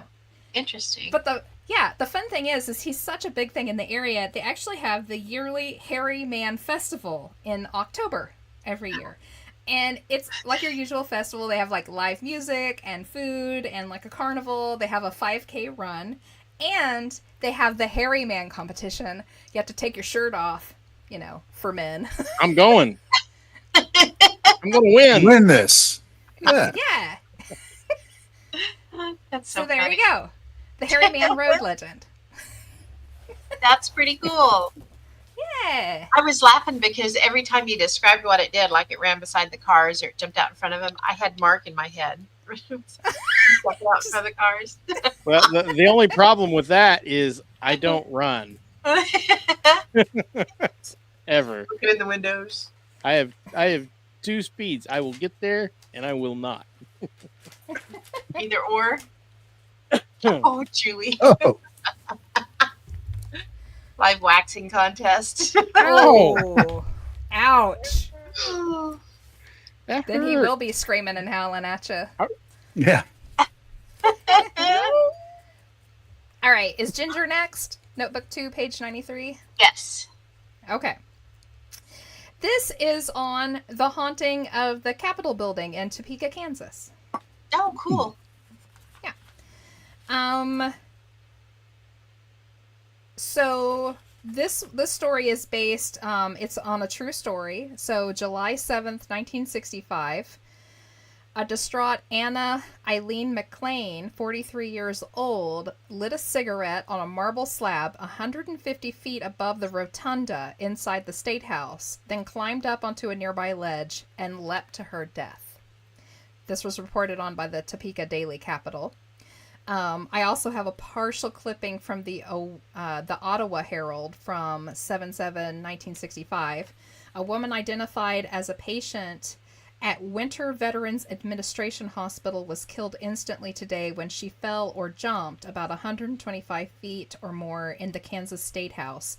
She was identified by the hospital and items in her purse as Anna Eileen McLean, 43, from Memphis, Tennessee. Officials said she evidently fell from a stairway which leads to the Dome, a popular tourist spot.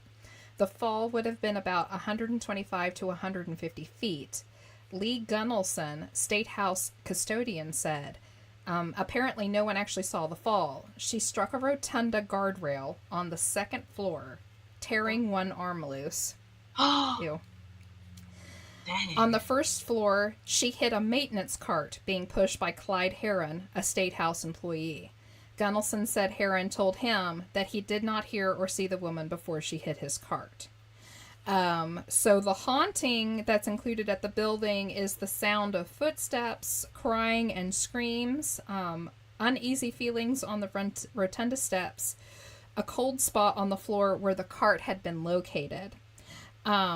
Also, in the state building, it's supposedly haunted by the spirit of a worker who died in an accident while building the Capitol. Residents in the area report the sound of hammering coming from the building late at night. So, that's the story of the haunted Capitol building in Topeka. That's interesting. I didn't know that one.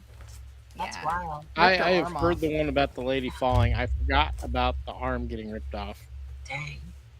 I That's probably blocked the app. way to That's, go. that's just bad. Yeah, that's rough. Goodness. Yeah, kind of gross. All right. Next one, Sylvain with book 1, page 10. Yes, Ginger, that one was eerie and terrible and sad. Mm-hmm. Okay. This one is on the gin.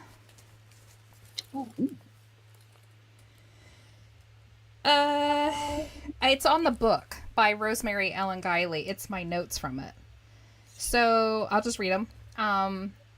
Definition: an Islamic invisible spirit described in the Quran as a smokeless fire that can interact with humans.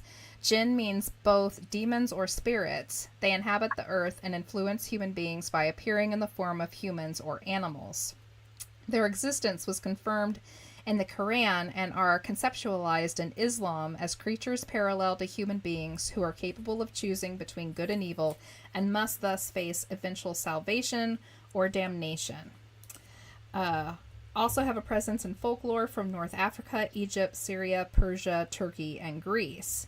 Pagan Arabs worship the jinn as a deity long before Islam was introduced. They believed the jinn were masters of curtain crafts and elements of nature who had the power to turn plots of land fertile. They believed that they lived in 2 dimensions, ours and one that they lived in. They were also considered muses. The jinn are very interesting topics. They are. Rosemary Ellen Guiley, well, she is a fantastic. If you get a chance to find that book, read it, because it's just really interesting. She tended to fall where she used it as an umbrella type of situation. She thought the jinn were everything. Yeah. I don't know if I so much believe that, but she went in deep. She we always like to say somebody John Keeled themselves. She John Keeled herself. She did. When it came to the gin, she really did. And to the point, in fact, where the book that Jess is referencing, she pulled it, and it's not published anymore. It's hard to find. Yeah. Now. Rosemary was, she went too deep. She didn't dig herself back out either. She went the way of John Keel. In fact, her eventual demise, she's since passed, kind of ended like Keel's did too. A whole bunch of her stuff went missing out of her home. A lot of her research was suddenly gone before the family got in there. Very interesting. Yeah. Strange, for sure. Yeah. All right. But, what else we from got? all my encounters with folks of Arab descent, the jinn are really a very real thing.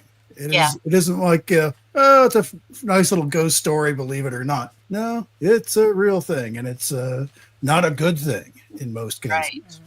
Yeah, you'd steer clear for sure. Yeah. Okay. Julie's next with book 5, page 60. And Sylvain said, cool, thank you. Yeah. Okay, so this is going to be a little bit different than what we're used to. So this is a very old notebook I have out here. And Pam's going to know what this is, and Mark's going to know what this is. But I'm going to have to explain it to everyone else.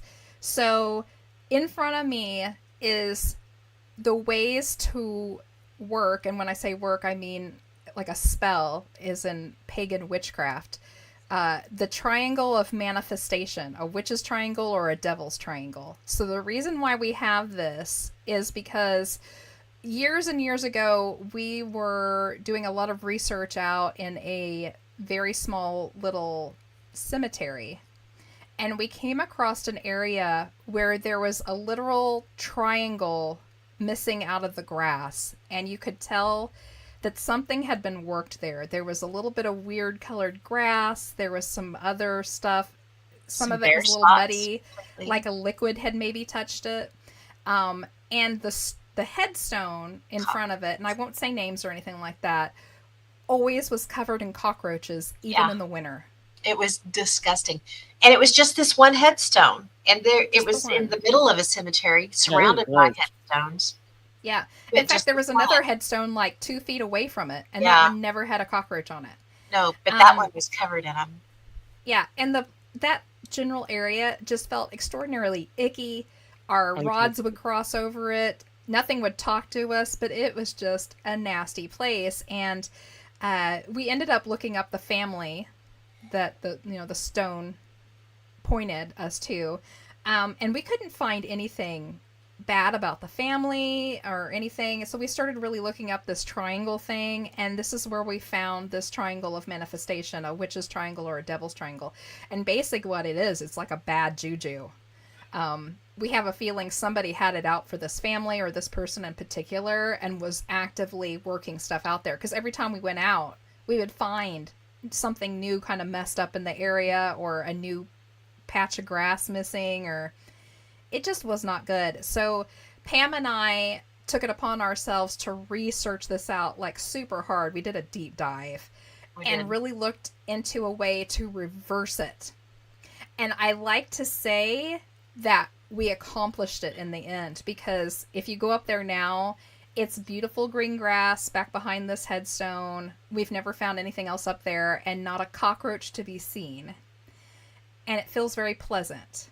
in that particular area now. So, but I'll just read what I have on this page. So just know this isn't something that we like to mess with or even maybe believe in, but we did what we could.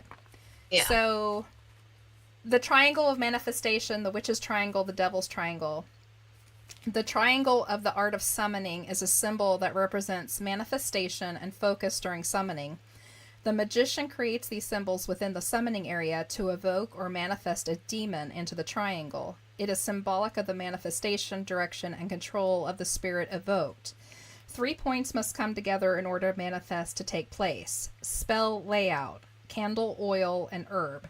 The triangle contains the demon and is a portal. It's rooted in the number 3. And you can kind of see I was making diagrams of how it worked. And then the next page is an actual one. You can kind of see.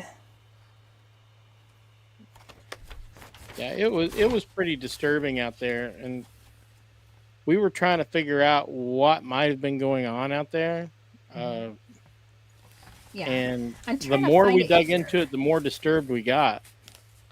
If I remember right, and correct me if I'm wrong, when we first started going out to this particular cemetery, it was to practice as a team. So this was like a while ago. And is that the area, or maybe just north of this area, is where we would smell the rancid Chinese food? It was 10 feet It away. was actually to the southeast, South of it. southwest.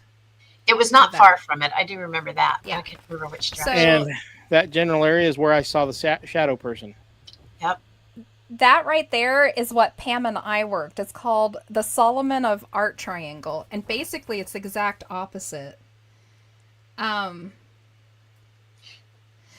This is called the Serpent Triangle of the Art, an image inscribed that calls upon the power of God through the will of the magician. The magician creates these symbols within the summoning area to evoke, manifest, or rid a demon out of the triangle.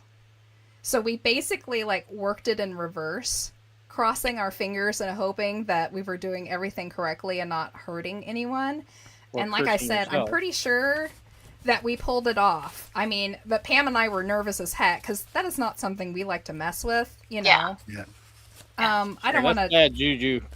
Yeah. Yeah. I mean, even if you don't believe in that kind of thing, I'd still be Yeah. concerned of whoever it was that put the original works out there would come across it and be like throwing a fit.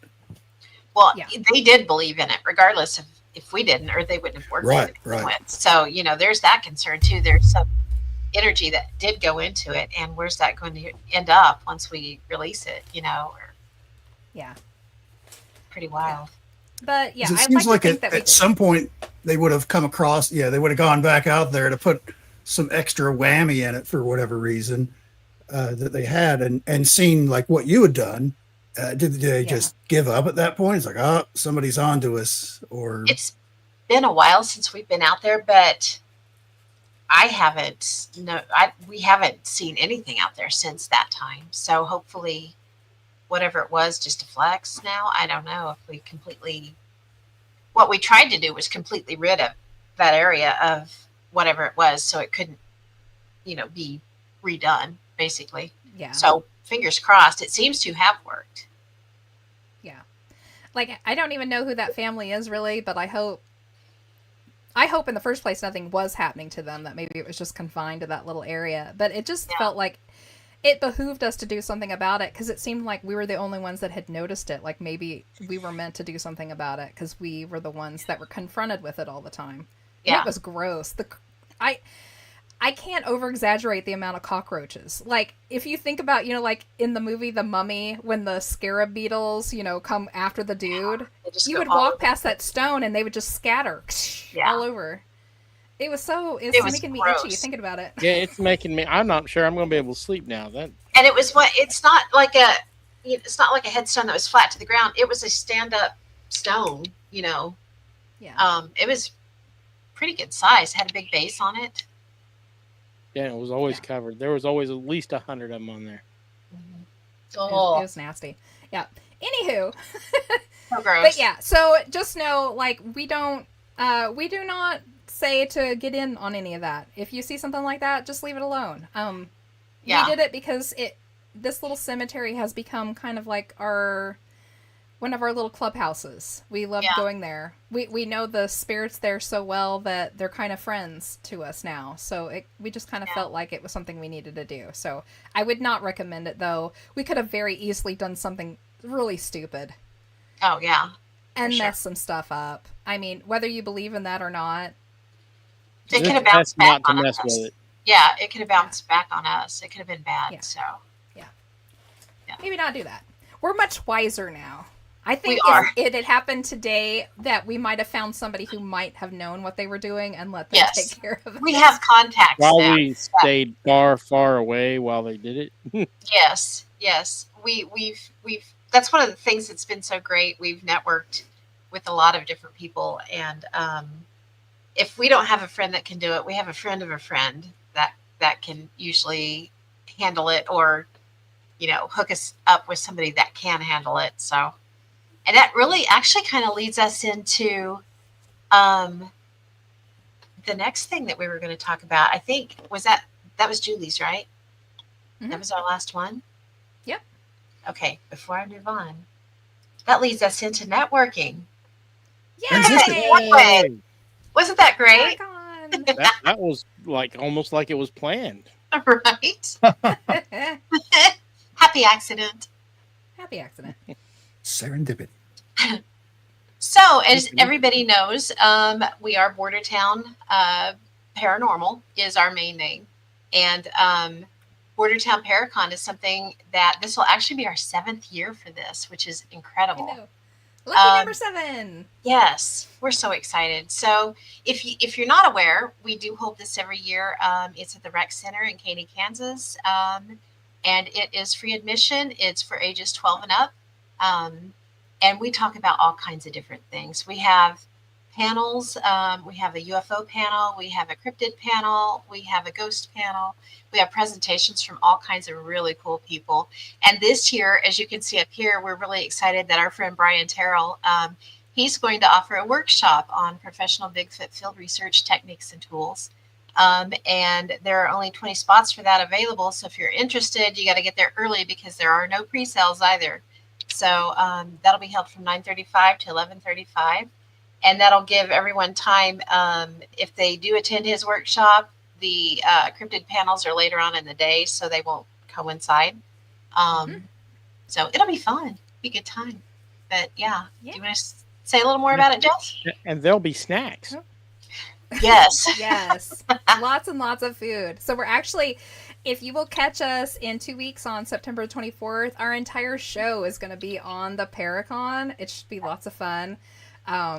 We'll have Mark and Enzo back on, and we're going to have Spooky Bro 316, Nathan Ingalls on. He's kind of new to our field.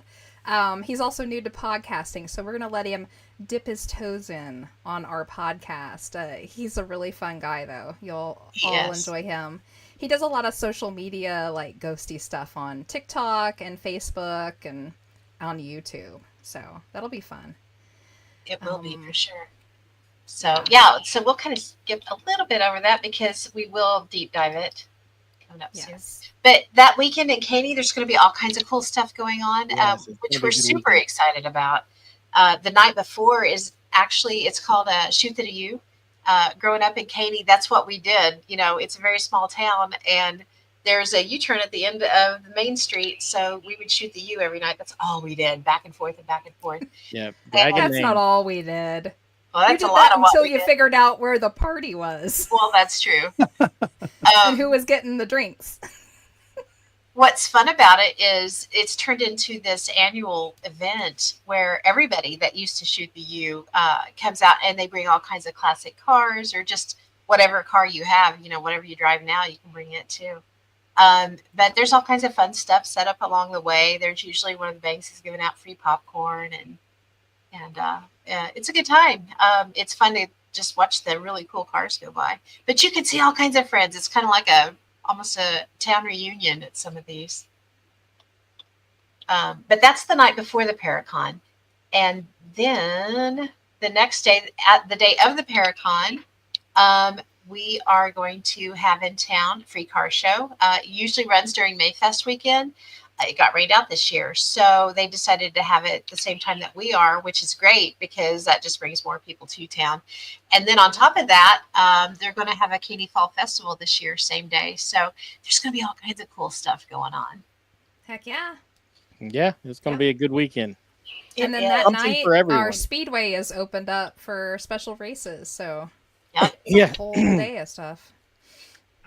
you can spend all day in Caney and have something to do. Mm-hmm. Heck yeah. A lot. I think there's all even packed ball into one games day. going on. Heck I'm sorry, yeah. why didn't Back you? into one day. Yeah, for sure. Yeah, and the Katy Valley Speedway, it's been around quite a while. It's the fastest dirt track, quarter mile track Mhm. around. So it's pretty Yep. neat. All Fun right. stuff. Cool. We're excited. Yeah. So if you're in the area and you want to hang out with us, Yahoos, feel free. Come on over and introduce yourself if you see us. We may be running around like chickens with our heads cut off, but we always want to stop and say hi. That's true. Absolutely. That's the best thing about the Paracon is all the speakers are out there and us. We're out there on the floor. Or if you want to pull us aside and tell us a story or say thank you or whatever, we're available. We're not the type to hide out in the green room. Yeah. That's honestly chatting with the public like that. That's my favorite part of it. Mm-hmm. Hearing somebody's story of something weird that may have occurred to them, to just either to get it off of their chest or maybe get an opinion on what to do next or what it could have been or all that stuff. I love it. That's my favorite part about it. Yeah.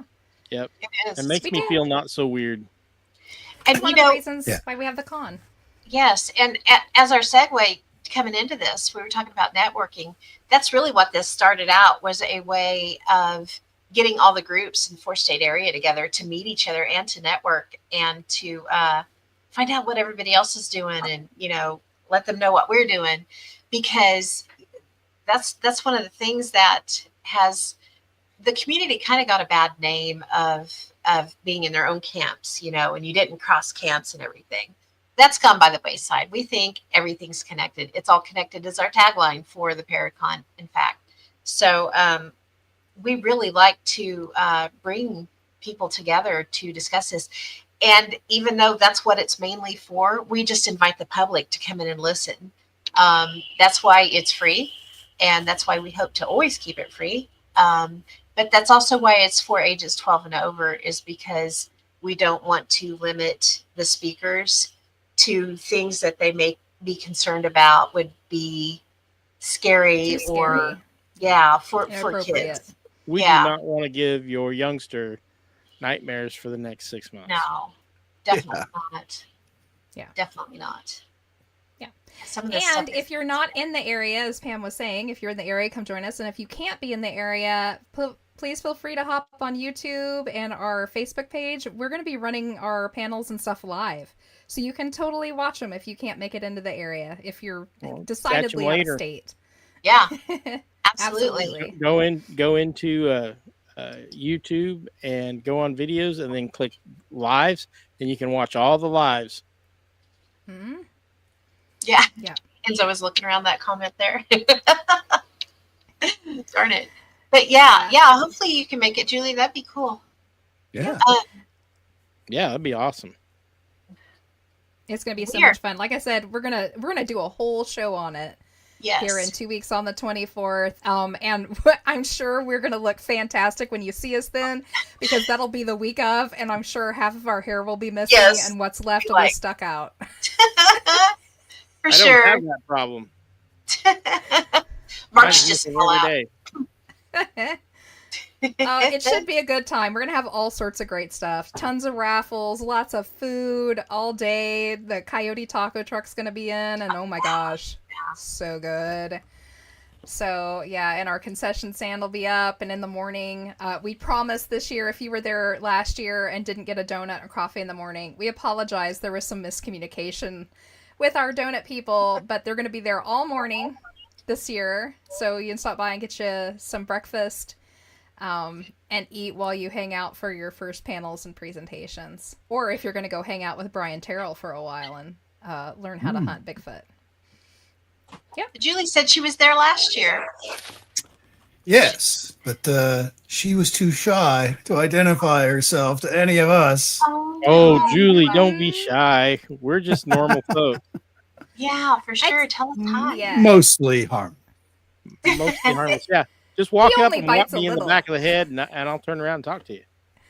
Yeah, Julie, so like I just to let you know, so in the morning before everybody, starts the day, I gather up all of our speakers, and most of the speakers already know this, but I let them all know that we fully expect them to be completely available to anyone in the public who wants to talk to them. That's why you see them out on the floor, walking around, or sitting down and watching the panels too. Feel free to walk up to any of them and just chat. They love it. I haven't met any one of our people yet who are like, I don't want to do that. I'm going to sit behind my booth and make you pay $20 for my, headshot. Yeah, no, we don't. We don't have anybody like that. They all love to talk. That stuff don't fly. Wait, Yeah. I can get $20 for a headshot. For You mine, just find yeah, us you want my out. headshot? Hang on, I need to take some pictures. There you go. I'll tell you, they pay me not to send them pictures. Yeah. That's how I plan to win that hairy man contest. Is they'll pay me not to take my shirt off. That's right. Funny. Oh my goodness. I will say though, if you're going to come up to any of us and talk to us, make sure you do it as we're coming off of a panel or something. The couple of times I've been caught in the last couple of years, it was literally right before I was getting ready to open a panel or something, and I couldn't talk to you. The couple of people who it was, they'll know who they were, but I was like, sorry. I gotta go. So, make sure we're just coming off of a panel or just finishing up with something so we have time to sit down and talk with you. Because we don't want to have to rush you out, to get us, to where we're going. So just let us, give us a little time. We will totally do that. All right. So are we good? We're coming down. We are good. 902? Well, I mean, I'm adequate. Awesome. That's better than good, according to Daffy Duck. How funny. Oh my goodness. Okay, so let's end this out really, really quick. If you haven't done it yet, like and share, thumbs up, subscribe, hit that bell, and all that good jazz. So sorry Willy couldn't be with us, but hopefully we'll get him back on for another time. Totally miss that dude. If you're listening, we miss He's you. so cool. Yeah. He is the best. Yeah. Cool. Join us every other Wednesday night at 7 p.m. for a new show. And like I said, next one on the 24th will be all about the Paracon, and we'll have some special guests on, hopefully. It should be a hoot and a half. Thank you to Enzo and Mark for hanging out with us tonight. Although they're becoming such regulars, I don't know if we need to be thanking them as guests anymore. Right? All right. I don't know. I may be running off all your, viewers. I don't know. Anywho's, okay, we're going to let you all go for the night. Enjoy this wonderful September cool weather like we are. Keep it weird, keep it strange, and remember, it's all connected. Good night. Good night, everybody. Good night.